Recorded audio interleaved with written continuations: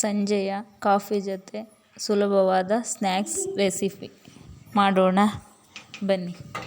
ಮೊದಲಿಗೆ gas on ಮಾಡಿ ಒಂದು ಬಾಣಲಿ ಇಟ್ಟು ಆ ಬಾಣಲಿಗೆ ಸ್ವಲ್ಪ ತೆಂಗಿನೆಣ್ಣೆ ಹಾಕಿದ್ದೀನಿ. ನೀವು ಬೇಕಾದರೆ ಒಳ್ಳೆಣ್ಣೆನೂ ಹಾಕ್ಕೋಬೋದು. ಸ್ವಲ್ಪ ಸಾಸಿವೆ, ಜೀರಿಗೆ, ಬೆಳ್ಳುಳ್ಳಿ ಜಜ್ಜಿರೋದು, ಆಮೇಲೆ ಕರಿಬೇವಿನ ಸೊಪ್ಪು, ಈರುಳ್ಳಿ ಚೆನ್ನಾಗಿ ಹುರ್ಕೊಳ್ಳಿ.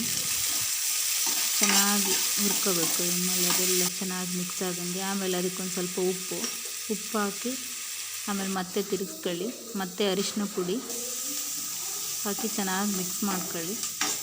ಫುಲ್ಲು ಚೆನ್ನಾಗಿ ಮಿಕ್ಸ್ ಆಗಬೇಕು. ಮತ್ತು ಖಾರದ ಪುಡಿ ಸ್ವಲ್ಪ ನಿಮಗೆ ಎಷ್ಟು ಬೇಕು ಅಷ್ಟು.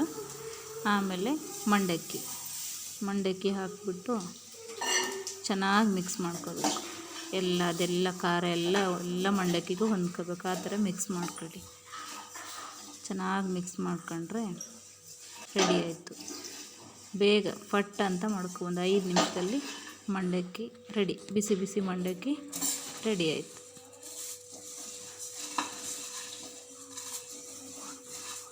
ಮಾಡುವ ಸುಲಭ ವಿಧಾನ.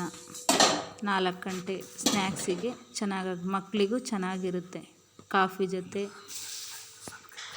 ನನ್ನ ಚಾನಲ್ನ ಸಬ್ಸ್ಕ್ರೈಬ್ ಮಾಡ್ಕೊಳ್ಳಿ, ಸಪೋರ್ಟ್ ಮಾಡಿ, ಲೈಕ್ ಮಾಡಿ,